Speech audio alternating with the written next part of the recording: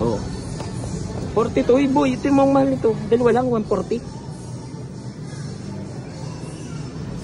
Pili ikaw dyan. Ano ka kakainin nun?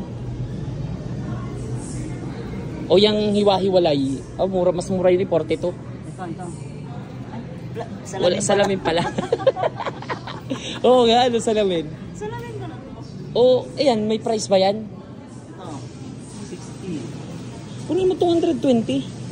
Dalawa? Dalawa lang, 220. Oo. Grabe, bibili na ako ng karne. Oo. Baka naman gagaling yan si si Awen. Oh, 220. Oh, umalo no. 110 ng isa. 4 piece. Ano naman? Ganun talaga, ano? May apple ito. Oh, bili ka ng apple. Ay ano, ito na lang, 42. Ay, tingnan mo kung maganda. Magaling ka mamili. Ang pangit. Ito dapat malaki. Alo, ito ng 140. Dalawa para may balot, boy. Ito na.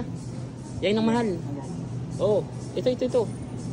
At baka mamatay na si Awen bukas. Dalawa lang, dalawa. Oo. Isa lang piraso. Bakit? Magkano yan? Magkano yung apat na yan? Pangit. 168. Ayun, mas apat na yan.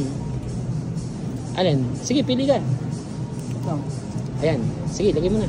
Maganda? Hindi na pang apple dito. Pangit? O yan, pili ka. Sa labas na. Kaya nga. Dito na lang mas magandang